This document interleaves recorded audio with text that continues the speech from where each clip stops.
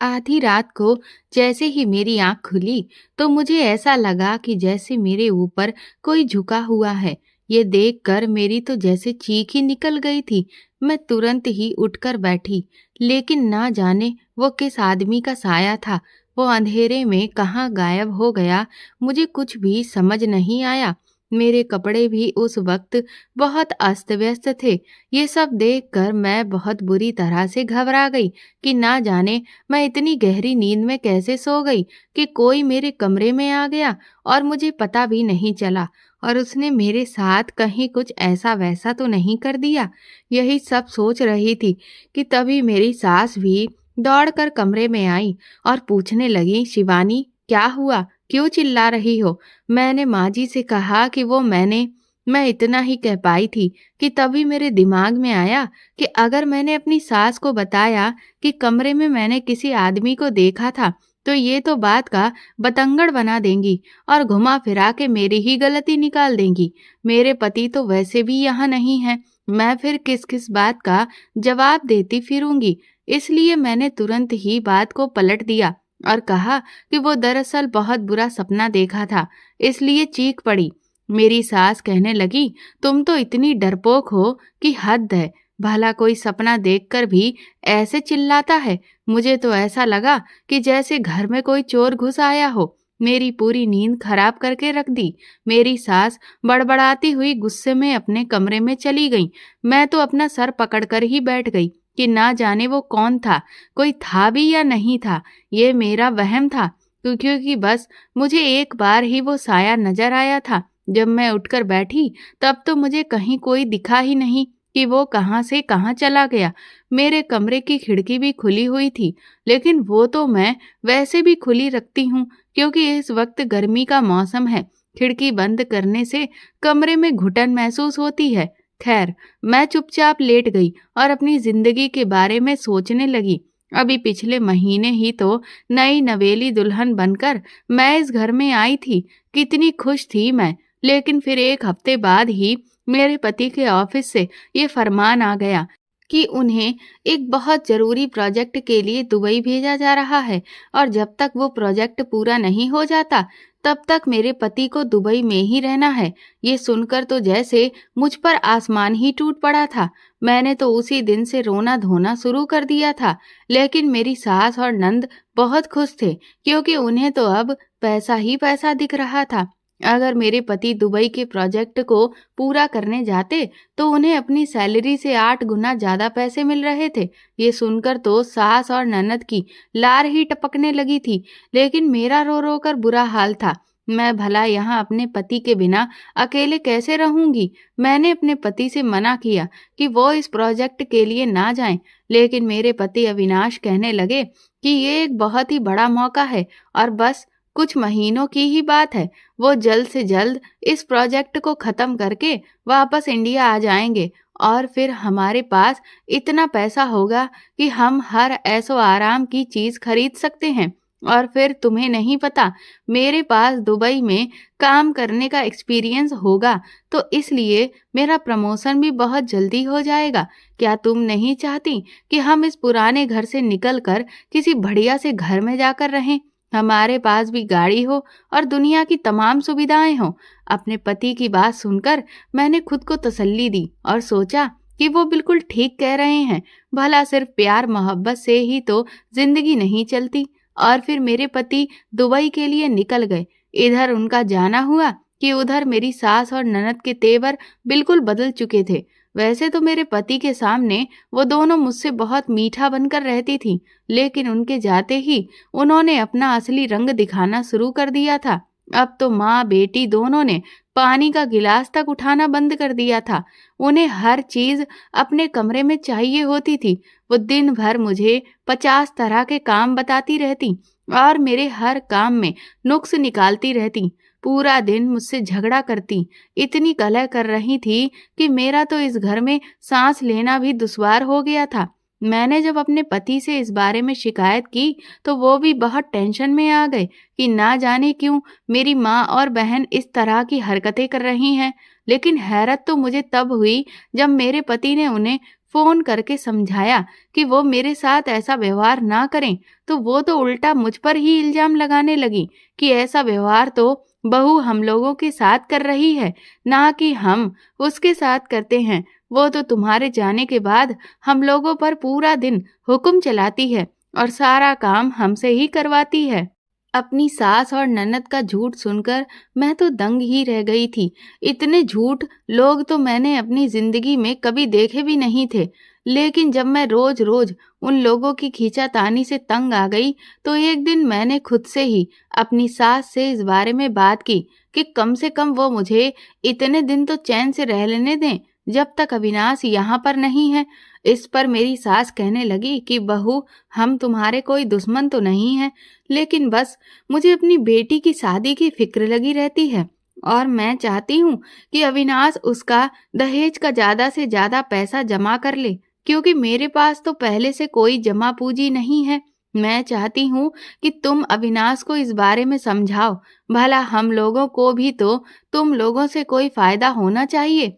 मैंने अपनी सास से कहा कि ठीक है, आप फिक्र मत करिए, आखिर रचना मेरी भी नंद है।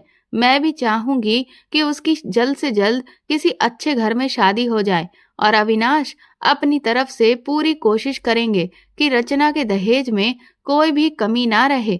इस वादे के बाद से मेरी सास और ननद ने अपने बर्ताव में थोड़ी सी नरमी बरती थी, लेकिन वो पूरी तरह से सीधी नहीं हुई थी।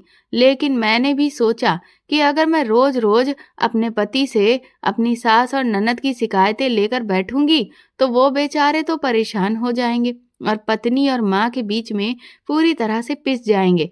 ज्यादा से ज्यादा क्या है, 2 या 3 महीने बाद उन्हें यहाँ वापस आ जाना है।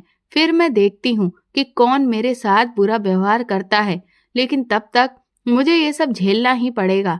मेरी और अविनाश की लव मैरिज हुई थी और हमारी इस शादी से अविनाश की माँ बिल्कुल भी खुश नहीं थी, क्योंकि अविनाश की माँ चाहती थी कि उनके बेटे की शादी किसी ऐसे घर में हो जहाँ से ढेर सारा दहेज आए।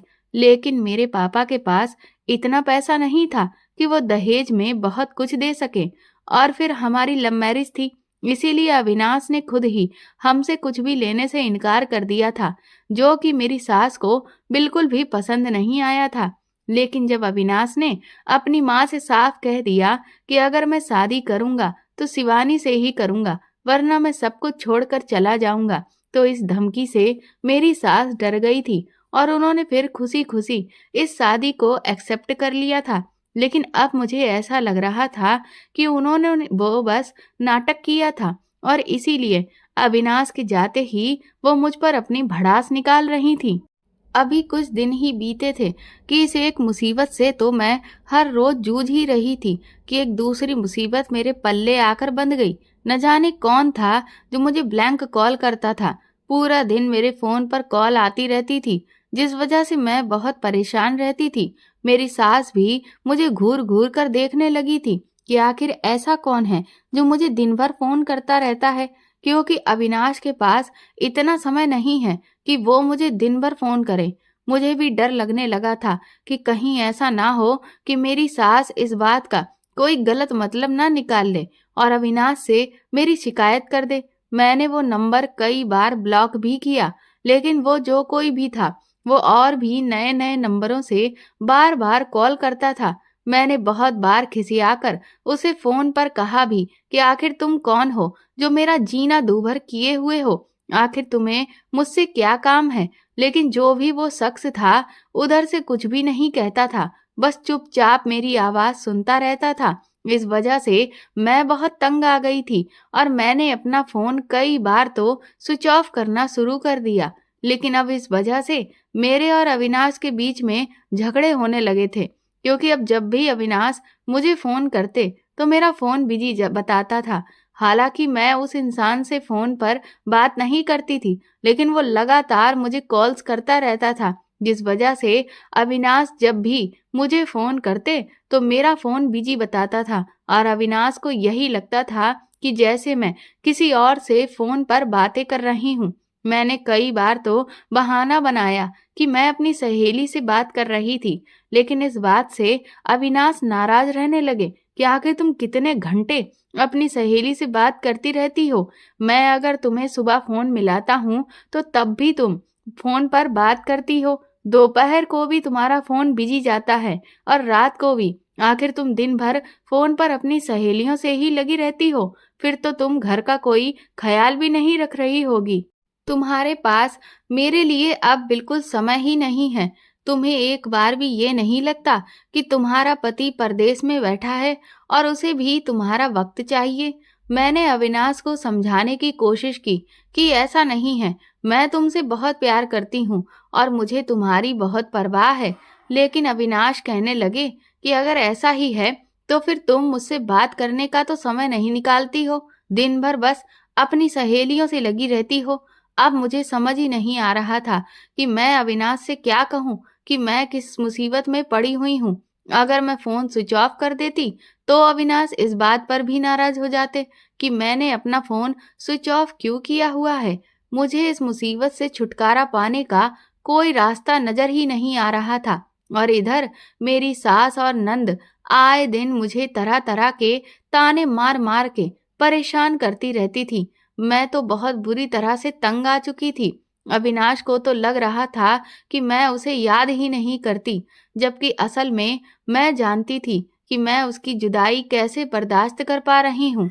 अभी तो मेरी नई-नई शादी हुई थी और मेरा पति विदेश चला गया था। मेरी रातें बहुत मुश्किल से कट रही थीं। मैं उसका साथ पाने के लिए हर पल तड़पती, तरसती रहती थी।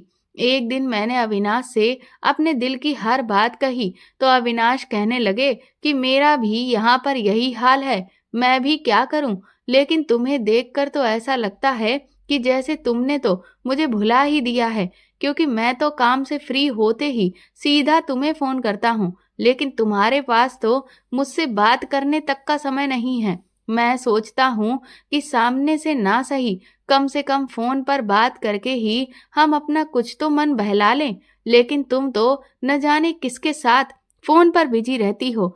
कुछ दिन तो ऐसे ही चला, लेकिन फिर एक दिन अविनाश बहुत ज़्यादा गुस्सा हो गए और कहने लगे, सच-सच बताओ शिवानी, तुम अपनी सहेली से ही बात करती हो या फिर कोई और बात है? क्योंकि कई बार इंसान अपनी भावनाओं में बहक भी जाता है।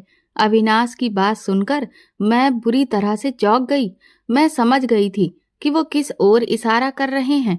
मैंने अविनाश से नाराज होते हुए कहा कि तुम ऐसा सोच भी कैसे सकते हो? मैं तुमसे सच्चा प्यार करती हूँ और तुम्हारे अलावा मैं किसी के बारे में कभी सोच भी नहीं सकती और तुम हो कि मुझ पर शक कर रहे हो।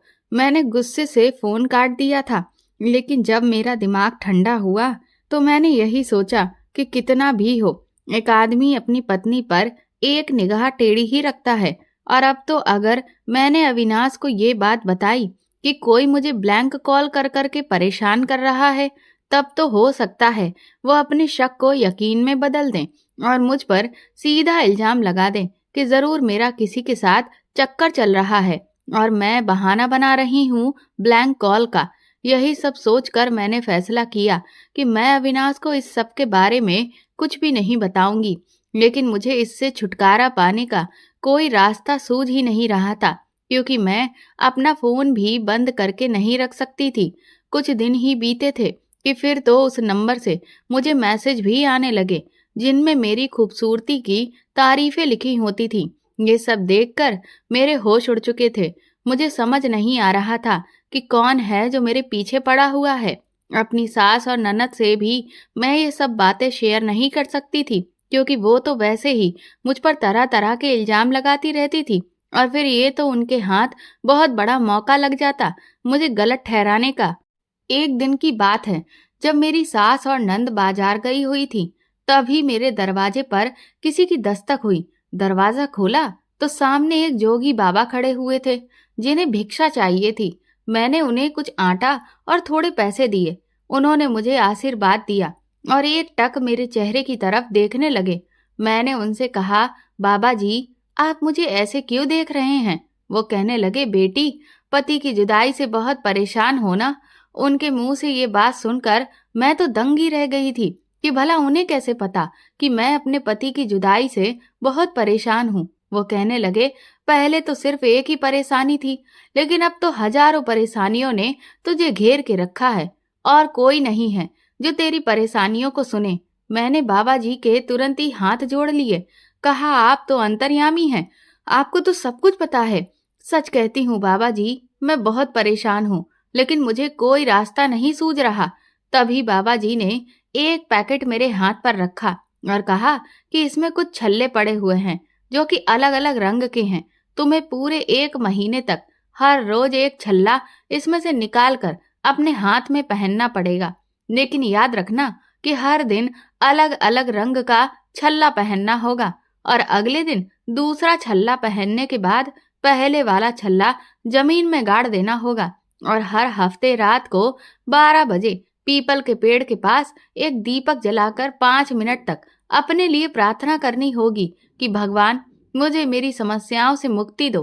और फिर तुम देखना कि कैसे तुम्हारे जीवन में चमत्कार होता है और तुम्हारी सारी परेशानियां अपने आप ही छूमंतर हो जाएंगी। और हाँ, इस बात का खास तौर पर ख्याल रखना कि किसी एक भी दिन छल्ला पहनना भूलना नहीं, नहीं तो बहुत बड़ी गड़बड़ हो जाएगी।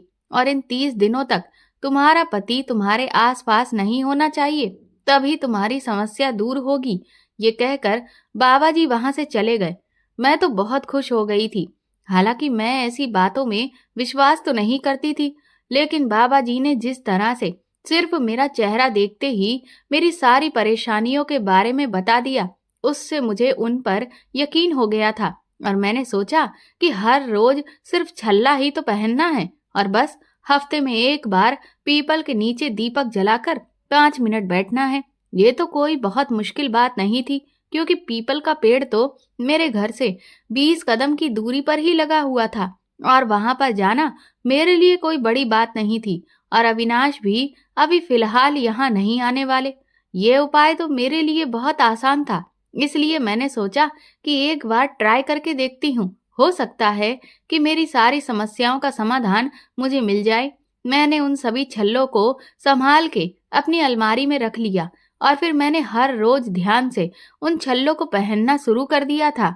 2-4 दिन तो मुझे कुछ भी बदलाव महसूस नहीं हुआ, लेकिन छठे दिन वो ब्लैंक कॉल्स मेरे फोन पर आना अपने आप ही बंद हो गई थी। ये देखकर मेरी तो खुशी का ठिकाना नहीं रहा था। और फिर धीरे धीरे मेरी सास और नंद का व्यवहार भी अचानक से मेरे प्रति बदलने लगा। अब वो मेरे साथ घर के कामों में हाथ बटाने लगी थी और मेरी सास तो मुझसे काफी प्यार से बात भी करने लगी थी। ये सब देखकर मैं बहुत खुश हो गई। अब सब कुछ धीरे धीरे ठीक होने लगा था। इसके बाद जब पहला हफ्ता हुआ तो मैं रात को 12 बजते ही पीपल के पेड़ के पास गई और वहां पर दीपक जला के रखा और 5 मिनट प्रार्थना करने के बाद मैं घर वापस लौट आई थी। सब कुछ बहुत आसानी से हो रहा था।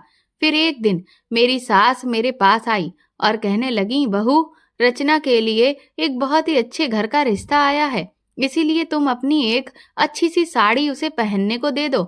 लड़के वाले कुछ ही देर में रचना को देखने के लिए आ रहे हैं और तुम भी अच्छे से तैयार होकर आ जाना और बढ़िया चाय नाश्ता भी बनाकर तैयार कर लेना। मैंने बिल्कुल ऐसा ही किया।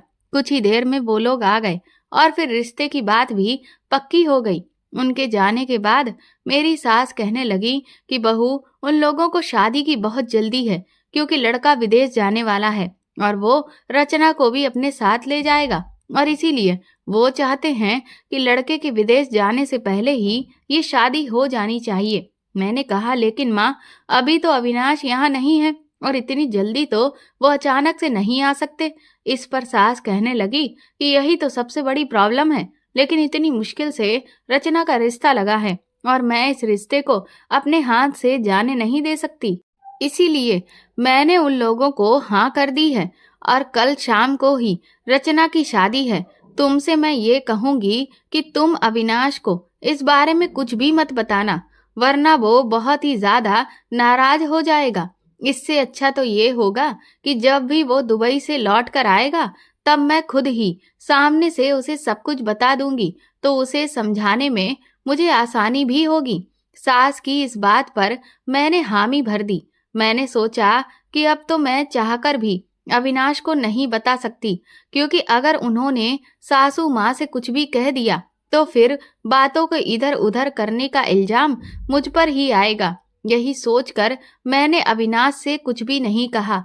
रचना की शादी बहुत ही सिंपल तरीके से करी जा रही थी। मैं भी फटाफट तैयार होकर निकलने ही वाली थी कि तभी जब मैं दरवाजे के पास आई तो देखा कि मेरे कमरे का दरवाजा तो बाहर से बंद था। मैं बहुत देर तक चीखती चिल्लाती रही, लेकिन किसी ने भी मेरी आवाज नहीं सुनी। मैंने अपनी सास को भी आवाज लगाई और नंद को भी, लेकिन मुझे तो ऐसा लगा कि जैसे वो लोग तो मुझे छोड़कर घर से चले गए हैं। रो रो कर मेरा बहुत बुरा हाल हो गया था, क्योंकि पूरे घर में बिल्कुल अंधेरा पड़ा था और मुझे इस अंधेरे से बहुत डर लगता था। तकरीबन 3 घंटे के बाद अचानक से कमरे का दरवाजा खुला तो मैं बदहवास सी बाहर निकली। सामने देखा तो मेरी सास खड़ी थी। वो कहने लगी, बहू तुम यहाँ हो और मैं तुम्हें वहां कितना ढूंढ रही थी। मुझे लगा कि तुम न जाने कहाँ चली गई। मुझे तो तुम पर बहुत गुस्सा आ रहा था कि तुम ऐसे मौके पर, जब इतना काम है, तब ना जाने कहाँ पर बैठकर आराम कर रही हो, लेकिन तुम तो यहाँ अपने कमरे में थी और तुम्हें बाहर से किसने बंद कर दिया था। मैंने कहा, माँ जी यही तो मुझे पता नहीं, न जाने किसने मेरे साथ ऐसी हरकत की। मैं तो कब से आप लोगों को आवाज लगा रही थी। इस पर माँ जी कहने लगी, मुझे लगता है कि ये सरला के बेटे की शरारत होगी। वो बहुत ज्यादा शरारती है, आए दिन ऐसी ही हरकतें करता रहता है। खैर जो भी हो, रचना की शादी हो गई है और वो विदा होकर अपने ससुराल भी चली गई है। अब मैं चैन की सांस ले सकती हूँ। मैंने हैरानी से कहा कि इतनी जल्दी शादी भी हो गई और रचना की विदाई भी हो गई। खैर जो भी हो, मन में तो मैं यही सोच रही थी कि अब ननद से मेरी जान छूटी। कम से कम अब बस सास ही मेरा सर खाने के लिए बची थी। मेरे दिन चैन से गुजर रहे थे कि इसी बीच अविनाश का मेरे पास फोन आया और वो कहने लगे कि मैं तुम्हारे बिना रह नहीं पा रहा हूँ और इसीलिए मैं 2 दिन बाद ही वहां वापस आ रहा हूँ। उनका इतना कहना था कि तभी मुझे उन बाबा जी वाली बात याद आई, जिन्होंने कहा था कि मुझे पूरे 30 दिनों तक अपने पति को अपने आसपास भी भटकने नहीं देना है। ये सुनते ही मैंने अविनाश से कहा कि नहीं, आपको यहाँ आने की कोई जरूरत नहीं है। मेरे मुंह से ऐसी बात सुनकर अविनाश दंग रह गए। कहने लगे, तुम ऐसे क्यों कह रही हो शिवानी, क्या तुम्हें मेरी याद नहीं आ रही? मैंने कहा, नहीं नहीं, ऐसी कोई बात नहीं है, लेकिन मैं चाहती हूँ कि आप अपना काम पूरा करके ही यहाँ लौटें। आप ही ने तो कहा था कि इसके बाद आपको बहुत पैसे मिलेंगे और फिर आपका प्रमोशन भी हो जाएगा। मैं नहीं चाहती कि आपके करियर में कोई भी रुकावट आए। इस पर अविनाश कहने लगे, वो तो तुम ठीक कह रही हो, लेकिन मैं हर दिन जो तुम्हारे लिए तड़प रहा हूँ वो सब मैं बर्दाश्त नहीं कर पा रहा, इसीलिए मैं वहां वापस आना चाहता हूँ। उस दिन तो मैंने जैसे तैसे अविनाश को समझाकर फोन रख दिया था, लेकिन अब तो अविनाश ने आए दिन यही जिद पकड़ ली थी। वो हर तीसरे दिन वापस आने की बात करते और मेरी और उनकी बहस होने लगती। मैं उन्हें लगातार मना कर रही थी कि वो यहाँ बिल्कुल भी ना आए। मैंने सोच लिया था कि बस 30 दिन कैसे भी करके कट जाएं, फिर मैं भी अविनाश से कहूंगी कि ठीक है, अगर वो आना चाहते हैं तो यहाँ आ जाएं। और फिर इसी बीच एक दिन मैं छल्ला बदलना भूल गई और उसी रात मुझे ऐसा लगा कि जैसे मेरे कमरे में कोई था जो मेरे ऊपर झुका हुआ था और मेरी चीख निकल गई, लेकिन मुझे कोई दिखाई नहीं दिया। उस दिन मैंने बहाना बनाकर अपनी सास को टाल दिया था, लेकिन मुझे समझ नहीं आ रहा था कि क्या ये सब मेरा वहम है।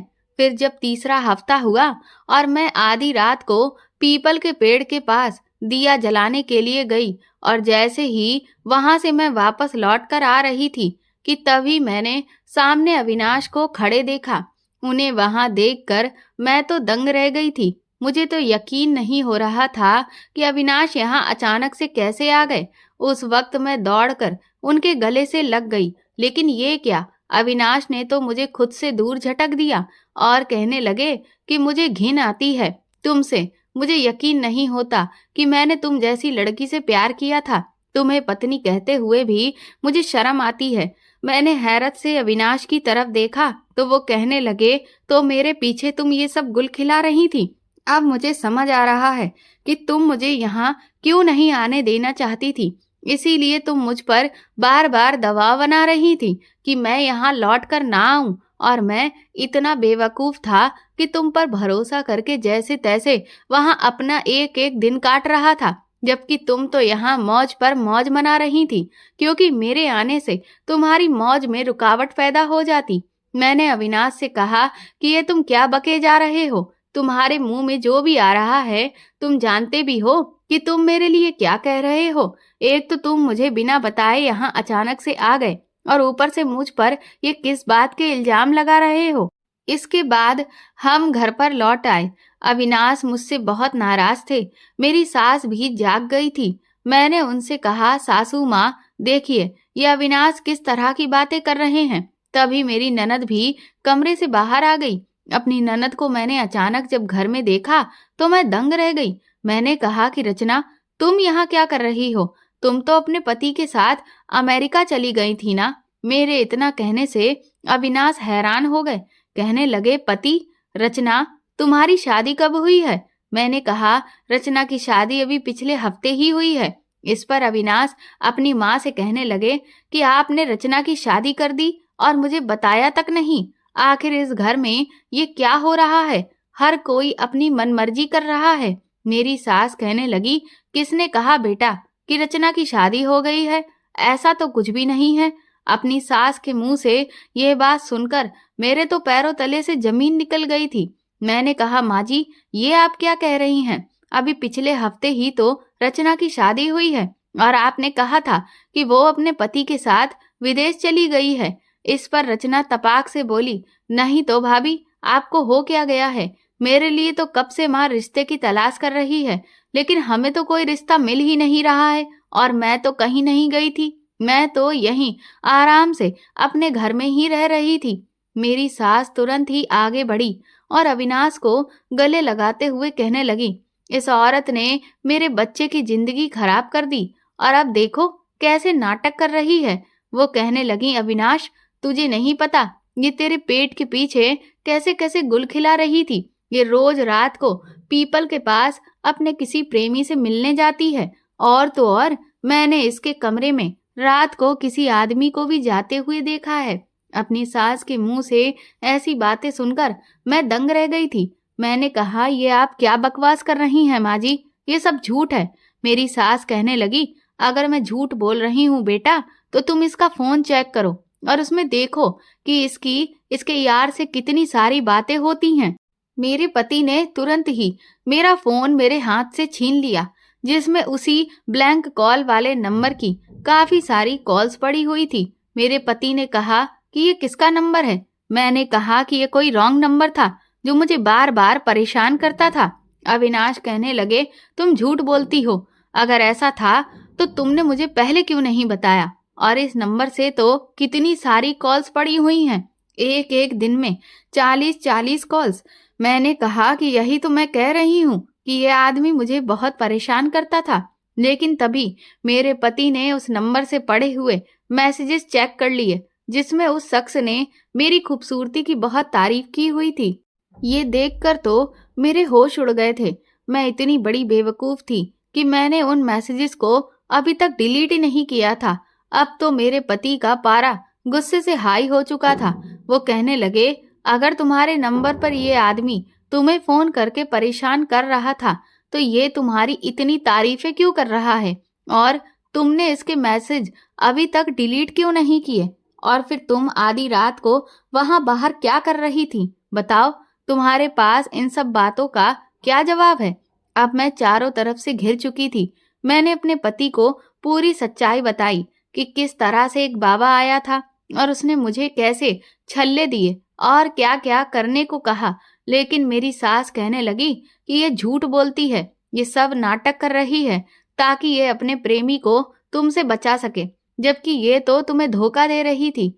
एक तरफ तुम्हें वहां विदेश से वापस नहीं आने देती थी ताकि ये तुम्हारे पैसों पर खूब ऐश कर सके, और दूसरी तरफ ये अपने प्रेमी के साथ अय्यासियां कर रही थी। इससे पहले कि मैं अपने पति से कुछ भी कहती, अविनाश ने कहा कि चुप करो तुम, मेरी माँ ने तुम्हारी एक एक करतूत के बारे में मुझे बहुत पहले से ही बता रखा था, लेकिन मैं अभी तक उनकी बात पर विश्वास नहीं कर रहा था। लेकिन जब माँ ने कहा कि अब तो शिवानी की हरकतें बढ़ती जा रही हैं, पहले तो वो प्रेमी को कमरे में बुलाया करती थी, लेकिन अब तो वो खुद बाहर जाकर आधी रात को उसके साथ घूम फिर रही है।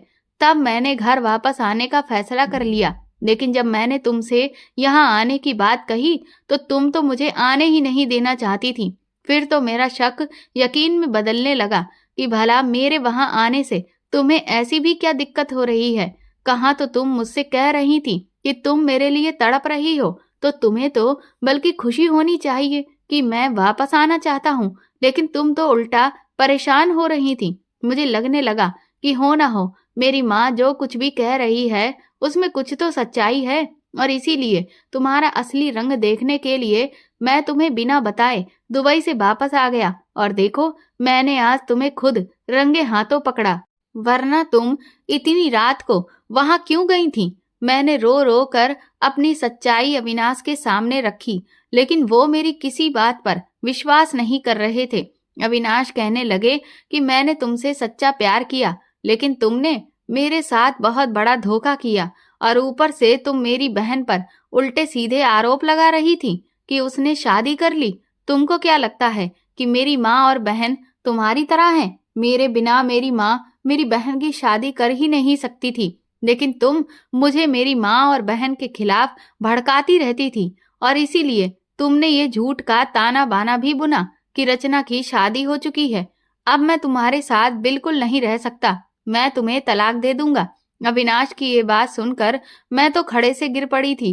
कहाँ तो मैं अपनी इन सारी मुसीबतों से पीछा छुड़ाने के लिए ये सारे टोटके कर रही थी, और कहाँ ये सब कुछ मेरे ऊपर ही उल्टा पड़ गया था।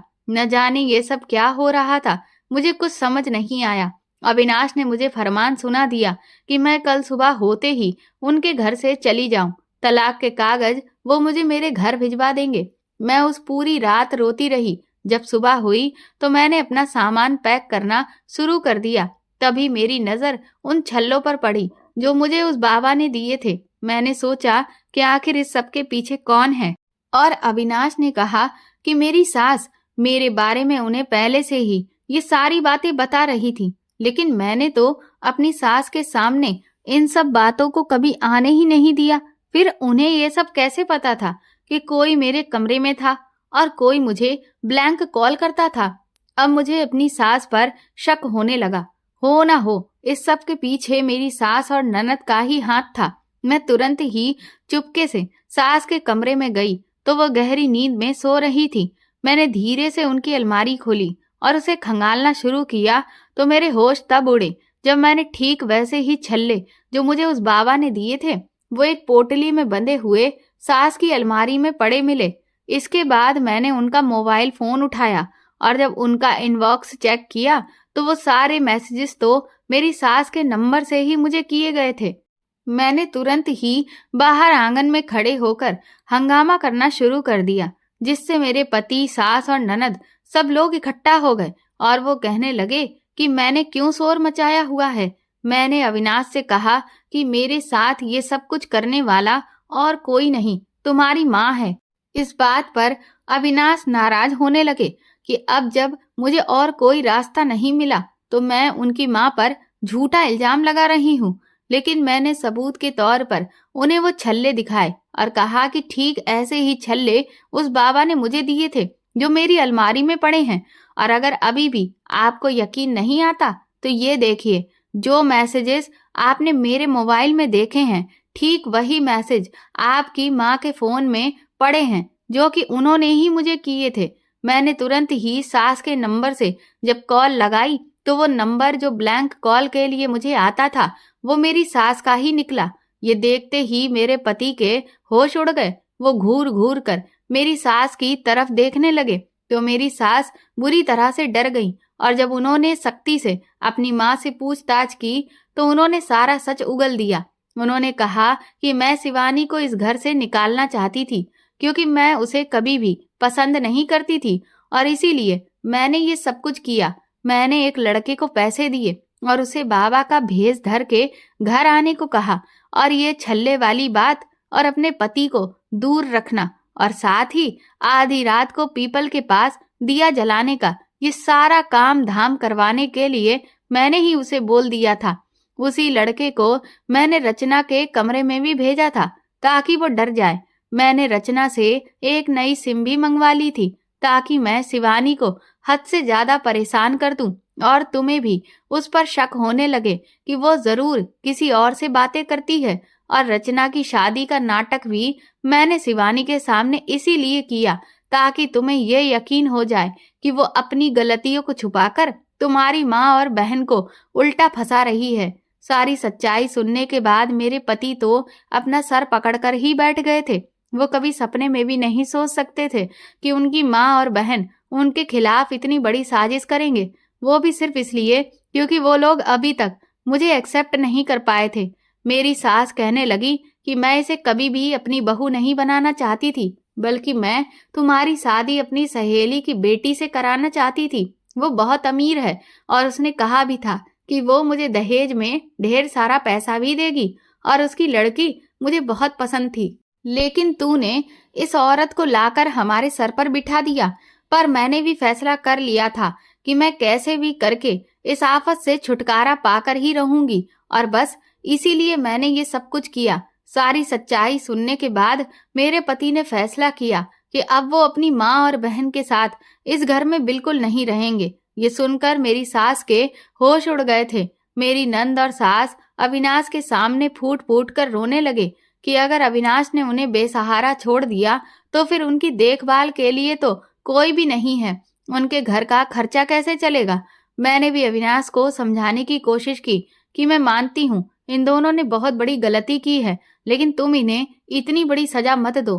मेरे बहुत समझाने के बाद अविनाश ने ये फैसला किया कि मैं हर महीने उनके खर्चे के पैसे घर भेजता रहूंगा, लेकिन अब मैं उनके साथ बिल्कुल भी नहीं रहूंगा। इसके बाद अविनाश ने दूसरी जगह पर एक फ्लैट ले लिया और आज मैं अपने पति के साथ अकेले सुकून से रह रही हूँ। अविनाश हर महीने नियम से खर्चे के पैसे अपने घर पहुंचा देते हैं और दूसरी तरफ वो अपनी बहन के लिए अच्छा रिश्ता भी ढूंढ रहे हैं। वो अपनी हर जिम्मेदारी को बखूबी निभा रहे हैं, लेकिन वो अपनी माँ और बहन को उनके किए गए गुनाह के लिए कभी भी माफ नहीं करेंगे। यही उनका अंतिम फैसला है। तो दोस्तों, आपको ये कहानी कैसी लगी हमें कमेंट करके ज़रूर बताएं, और प्लीज़ इस कहानी को ज़्यादा से ज़्यादा शेयर और लाइक करके मेरे चैनल को सपोर्ट करें। Thank you.